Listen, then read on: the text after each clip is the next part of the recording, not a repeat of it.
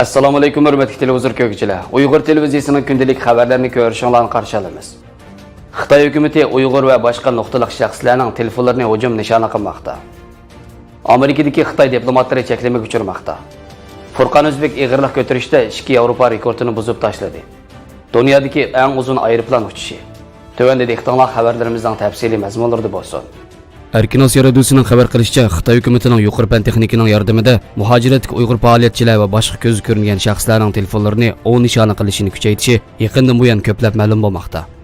Amerika hukumatining tor josuslikka qarshi turish mahkamasidagi xodimlardan James Lewis bu masalada ko'pchilikni ogohlantirib, Xitoy hakerlari bu usulni Xitoy hukumati eng qo'rqadigan xalqlarga oldi bilan tatbiqlayotdi deb ko'rsatgan. New York vaqt gazetining 23 oktyabr soniga besilgan bu vaqtdagi maqolada ko'rsatilishicha, Xitoy hukumatining bu xil qilmishi yaqindagi NBA va qasik chetishliq Hong Kongni qo'llash harakatidan keyin texmi ko'p ma'lum bo'lgan. Maqolada ko'rsatilishicha, Xitoy hukumatining Sharq Turkistondagi umumiy nazorat mexanizmi necha yuz minglagan kuzatish kameralari orqali davom qilayotgan bo'lsa, buning chet elga uzargan nusxasi chet ellardagi ko'z ko'ringan faoliyatchilarning aqli telefonlarini hujum nishoni qilish bilan ishga oshirmoqda ekan. Google mutaxassislari navbatda Alma va Android telefonlaridagi qisman yuchuqlar Xitoy hakerlarining Uyg'urlarni nishon qilgan holda torbat ziyoratchilarini yuqumlantirishiga yo'l ochib bermoqda ekan. Virginia shtatidagi Wall City bexatarlik shirkatining raisi Steven Adair aqliy telefon hujum qilish orqali hakerlar Xitoyda urug' tiqini bo'lgan hamda Uyg'ur davosini qo'llayotgan har qanday bir kishini o'ng'ayli nishon qila oladi degan. Uning fikricha, Sharq Turkistondagi Uyg'urlar orasida Alma yoki Android telefon ishlatadiganlar ancha ko'p bo'lsa-mu, chet eldagi Uyg'urlar orasida keng umumlashgan ekan. Ma'lum bo'lishicha, Xitoy hakerlari ko'zlangan shaxsning aqliy telefonini hujum nishon qilgandan keyin undidor uchur orqali New York vaqt gazeti yoki xalqaro kechirim tashkiloti degandek o'rinlarning nomidan o'tirib chiqadi ekan. Ilgari Xitoy hakerlarining hujumi turmadan qochirilgan, ya'ni mudofaa to'siqi yechib etilgan hamda Alma shirkatining rasmiy magazindan boshqa torlardan tushirilgan applarni o'rnatishga yo'l qo'ydigan telefonlarda ishlagan bo'lsa, hozir eng yangi Alma telefonda bemalol mashg'ulot qila oladi ekan.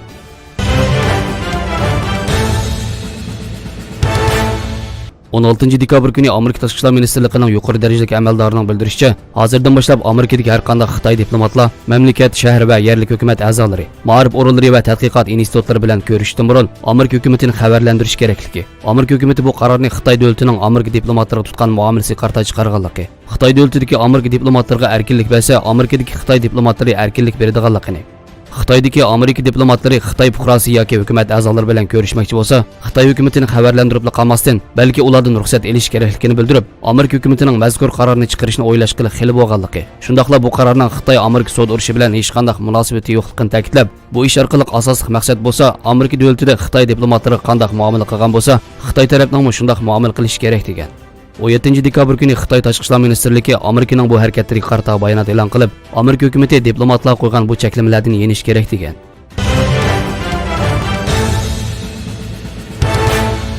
Furqan O'zbek ig'irlik ko'tarishda 2 oltin medalga erishib, Yevropa chempioni bo'ldi. Ruminiyaning sohibxonligida o'tkazilayotgan 23 yoshdan tuban yoshlar bo'yicha Yevropa chempionligini tanlash ig'irlik ko'tarish musobaqasida 73 kiloliklar bo'yicha Muhammad Furqan O'zbek 2 Yevropa rekordini buzib tashlab, oltin medalga erishdi. Poytaxt Bukureshda o'tkazilgan chempionlik musobaqasida Furqan O'zbek yulib elishda 148 kilo bilan oltin medalga va silkib ko'tarishda 181 kilo bilan oltin medalga erishib, 2 Yevropa rekordini buzib tashlagan. Jami 329 kilo bilan yangi bir Yevropa rekord yaratgan. 73 kiloliklar bo'yicha Batuxan Yuksalmo yulib elishda 135 kilo bilan 5-chi va silkib ko'tarishda 177 kilo bilan kumush medalga erishgan. Jami 312 kilo bilan Yevropa 3-chisi bo'lib mis medalga erishgan. Chempionlik tanlash musobaqasi boshlanib 4-kunigacha tanharkatchilarning tirishchanligi bilan jami 22 medalga erishib, ayrim-ayrim 9 oltin medal, 5 kumush medal va 8 mis medal olgan.